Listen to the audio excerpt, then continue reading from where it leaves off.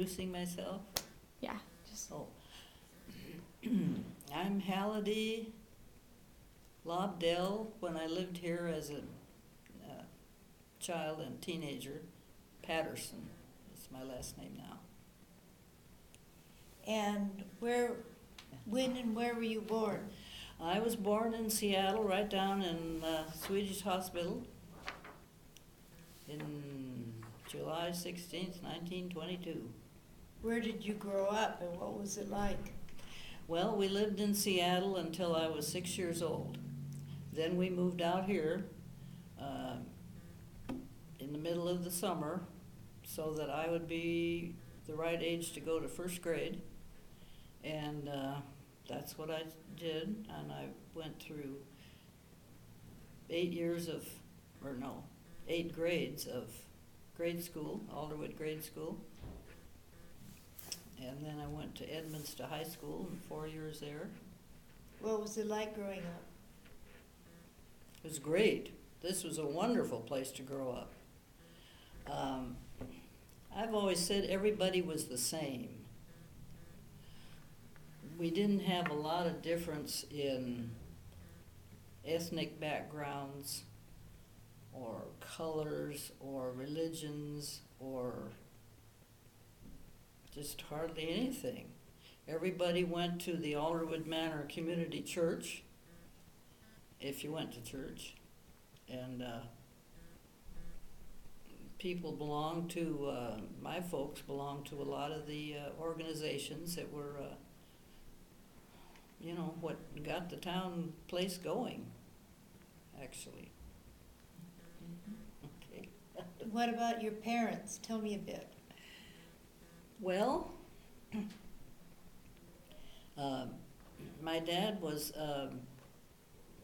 architectural and engineering draftsman, and he always worked in downtown Seattle. And my mother worked in an office in downtown Seattle. My grandparents lived with us and took care of me. And my mother and dad took off early every morning in the car and drove down there and then drove back at night. And I went to school. That was about it. Did you have any trouble? Get into any trouble? Oh, heck no. I was the least getting into trouble person you ever saw. What was the worst thing you did? Gee, I don't know. I can't think of anything. Okay. Do you have any siblings? No. What did you look like then? I had a whole bunch of red hair. That was the most outstanding thing about me. Mother always said when she came to school, well, after she quit work, for any reason, she could always pick me out because I'd be the only one with the red hair. Otherwise, I don't know what I looked like. How would you describe yourself as a child? Oh, I was pretty quiet. I loved to draw and read, and of course, being an only child, I didn't have people to play with, and out here there was one house every 5 acres, so the kids weren't close. And but I did love school because then I loved to be with the other children, and I always enjoyed school, and I learned a lot, learned easily. You were happy then. Oh yes, heck yes. What is your best childhood memory? Oh dear, I don't know, that's hard to say.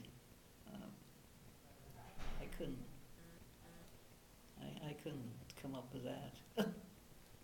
Your worst?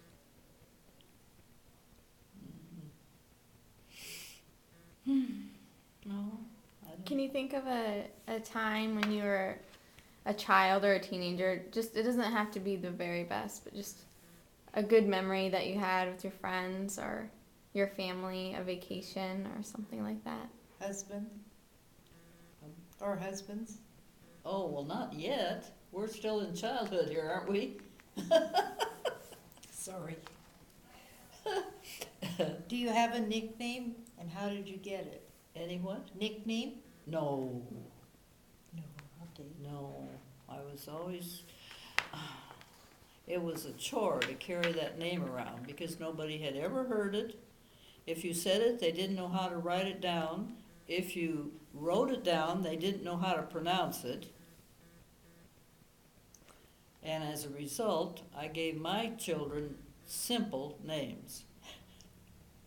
How would you describe a perfect day when you were young? Oh, I don't know, probably going to school and seeing all the kids and learning some new stuff and I loved history, speaking of. Yeah, loved history. What did you think your life would be like when you grew up?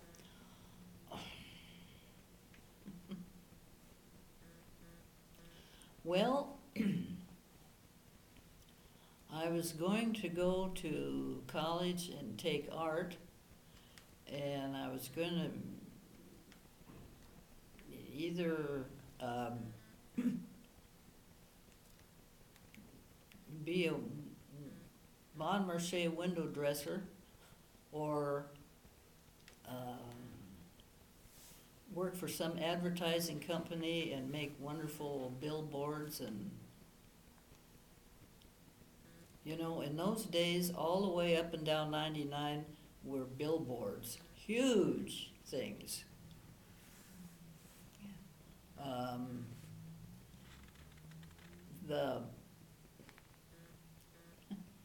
There's an Alderwood Manor connection there. The Sunset Billboard or Sunset something company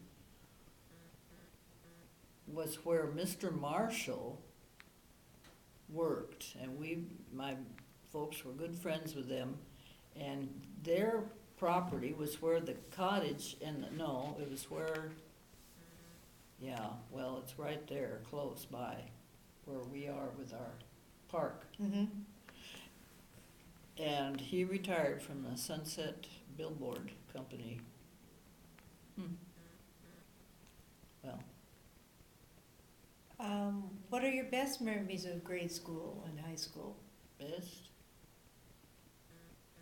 I don't know, I was just always happy in school, I loved school. Always liked learning new stuff. How would your classmates remember you?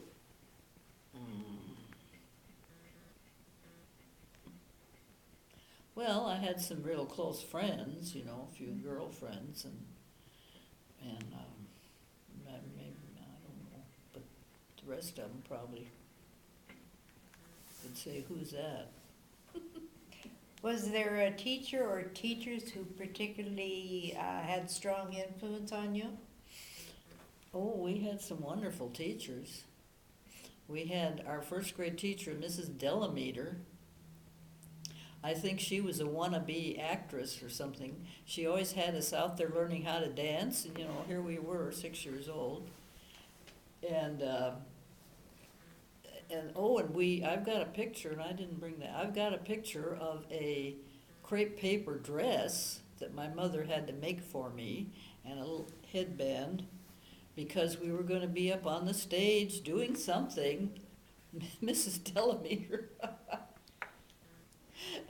That grade school had 2 rooms that had just folding doors between them. Ordinarily, they were closed. But if you wanted to open them, then you could bring in all these chairs and a portable stage, and we'd have programs. She was big on having programs. Oh. Yeah.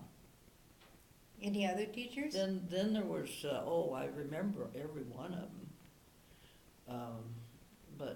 When we got to the 8th, as I say, there were 2 rooms of us. Time we got to the 6th grade, 7th. When we got to the 8th grade, we had our first men teachers that we ever had in Alderwood. I think they were both really young, and probably their first years out of teacher school. They stuck them out here in this nowheres, you know, because neither one of them stayed long. But anyway, we thought they were wonderful. Especially the one that taught us history. I wrote such a good piece on. Apparently the assignment was to pretend that you were coming here from Europe, and what was it like? And I wrote such a great one because I'd read a lot of stuff by the time I was in the 8th grade. That my teacher came to my desk and said, "Halide, did you really come here from Ireland?" No, sir. Maybe I had some ancestors that did way back. Do you have any other favorite stories from school? No, I don't think so. Oh, in the spring, when it got warm and we had to open the windows, they were still trying to get these stump branches out here under control. And every once in a while, there'd be a kaboom, they were blowing stumps. And then the chickens in the demonstration farm, which was just across the tracks from the school, oh, they would set up such a cackle and such, it was funny. There's hardly anybody else could say that about their school, I bet. Do you have a love of your life? That's hard to say. I was married 3 times, that's, you know. When did you first fall in love? What, do you want the year? 1945. Okay. Can you tell me about your first kiss?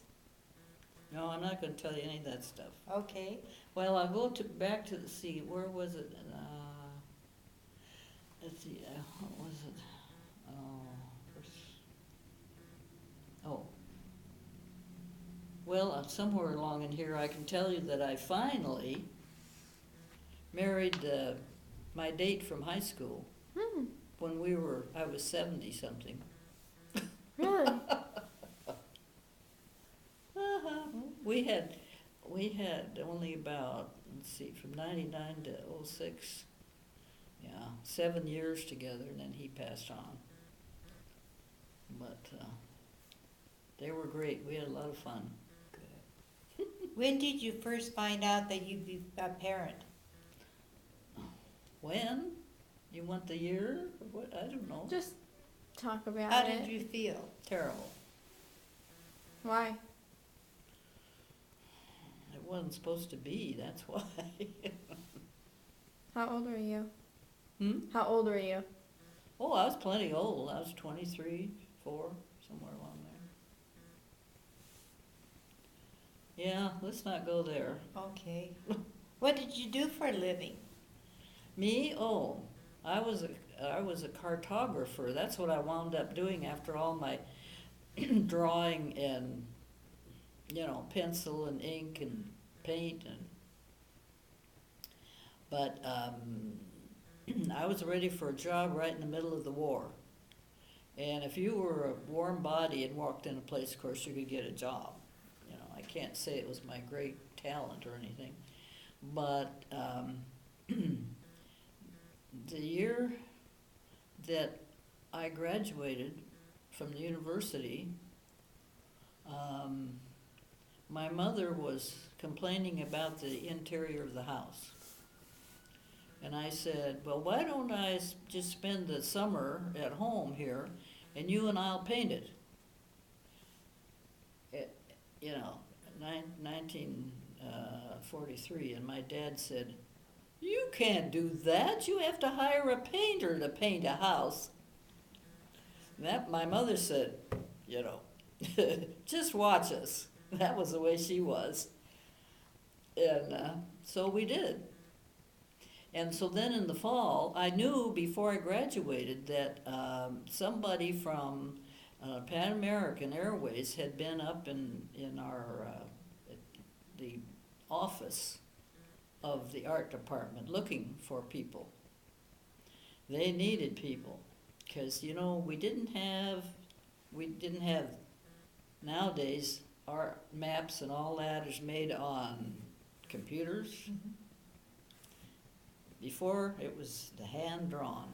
So when we got through with the painting project, I went down there and came back to and said to my mother, well, I got a job. She couldn't believe it because she had worked for years and getting a job wasn't that simple.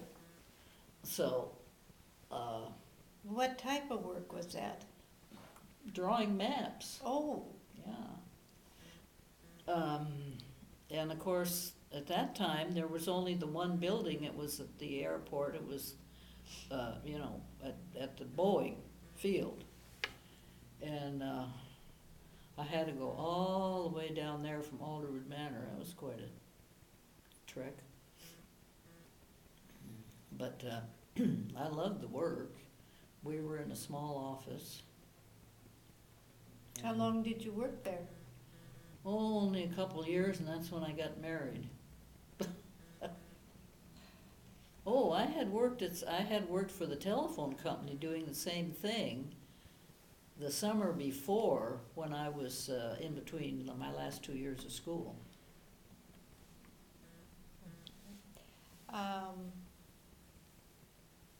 So we're down to the last few minutes. Is there any last statement that you want people to know, like the biggest lesson that you've learned in life, or any sorts? Well, I just, as I said, I thought it was a wonderful place to grow up, and I'm glad I did. And I have great memories of everybody around there, the people and situations. Very, very good. That's my main. Well, thank you, Halide.